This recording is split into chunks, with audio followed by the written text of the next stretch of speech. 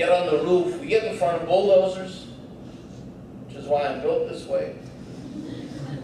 And we resist the demolition of homes. We resist the demolition of homes. And again, because we're Israeli Jews, we have that privileged position. If I get in front of a bulldozer, they push me aside, and they'll detain me for an hour. If Salim would do that, they'd shoot, period. No questions asked. So we're finally out of the house, the family's out of the house, so the civil administration subcontracts to commercial companies. If you happen to own a bulldozer, and you build roads, or you have a construction company, you can bid for a contract with the civil administration to demolish Palestinian homes. It's a business. So Rami says to the contractor, get everything out. You got a couple of minutes, everything you can throw out. What you don't manage to get out, we'll simply demolish on top of it. So they send in foreign workers. Here's a guy from Romania, a team of foreign workers, and you can see everything is ripped out. You imagine what you have in your home. Your home is your most intimate space. A human being can't live without a home. The home is an extension of yourself. Think of your pictures, your toys, your papers, your family things. I mean, your home is a repository of your life, really. And everything is then destroyed, thrown out, scattered, and the sense of invasion and humiliation is really terrible. And then the bulldozer comes to demolish the home. So here, the bulldozer comes and it begins to go through the wall of Salim's house and starts to demolish the house. And here there's kind of a tragedy and a tragedy. The driver of the bulldozer is a Palestinian. Just happens to be a guy that works for this company. Can't really refuse and lose his job. And he knows Salim. So there's tragedies within tragedies. And this whole imagine what's going through his mind as he's demolished the home of his friend. And Salim is lying on the ground, helpless, watching. One reason why the house demolition issue is so powerful for us politically is it helped us reframe the conflict. Israel has succeeded in convincing governments, the press, a lot of the public of the world that it's the victim. And that everything it does is simply to defend itself from terrorism. Right? Terrorism has become the main framing of the conflict. Everything it does is simply to defend itself for security reasons. Therefore, when you tell Israelis or you tell people abroad Israel's demolishing Palestinian homes, the immediate reaction is, well, they must be homes of terrorists. Because that's the only explanation Israel gives you.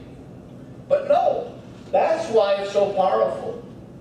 Almost no home is demolished for political reasons. Or no, they're all demolished for political reasons. Almost no home is demolished for security reasons. In other words, Salim, if he was a terrorist, if he was wanted, if he was a criminal, he wouldn't be lying on the ground watching his home be demolished. He'd be in jail. He was never charged with anything. He never did anything. He's an innocent guy that simply wants to build a home. And so the house demolition issue allows us to reframe the conflict and say, wait a minute, if Israel's not demolishing for security reasons, something's going on that they're not telling us. And that something else is a proactive claim to the entire country. And once we can claim that, then Israel is a strong party.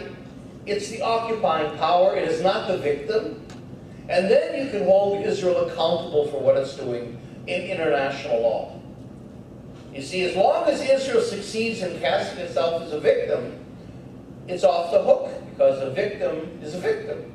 You can't hold the victim accountable. You can't hold the victim responsible. It's a very powerful place to be in some ways, to be a victim.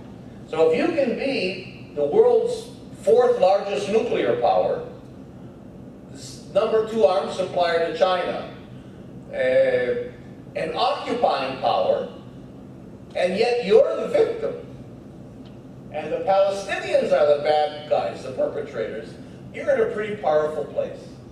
And that's why House demolitions is so important in terms of reframing the conflict.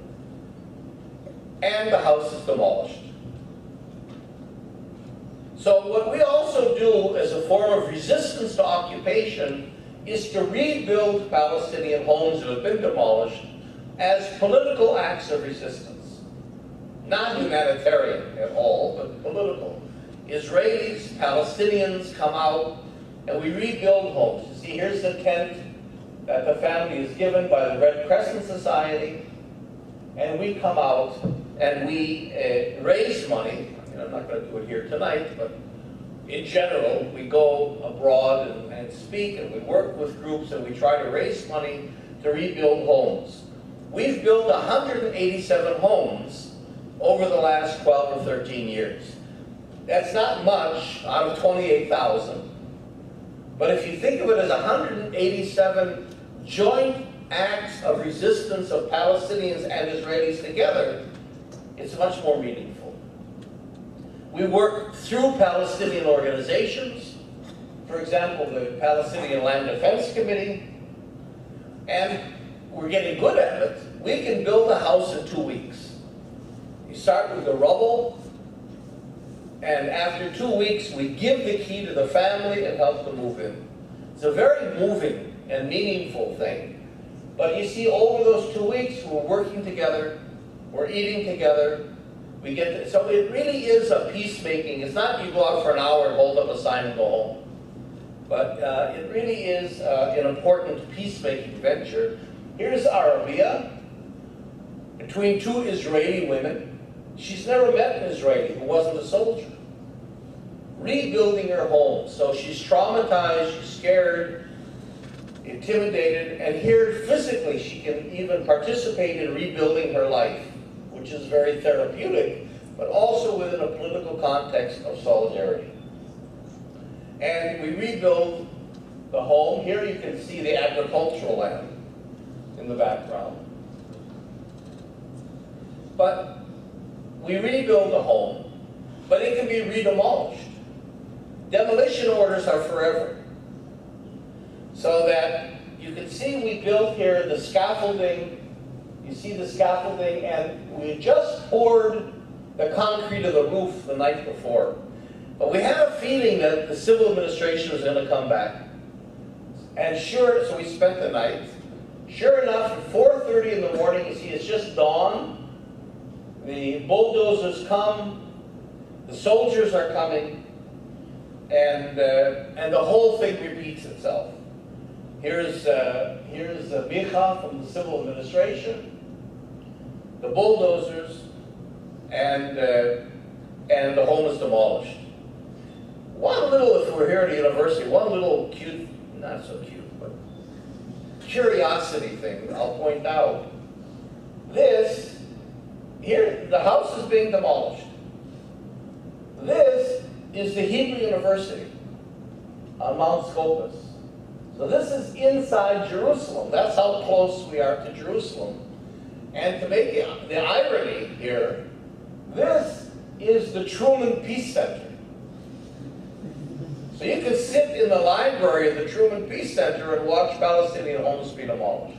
Now, you don't know they're Palestinian homes, because Israelis at the university, if they do look out the windows, they see a landscape.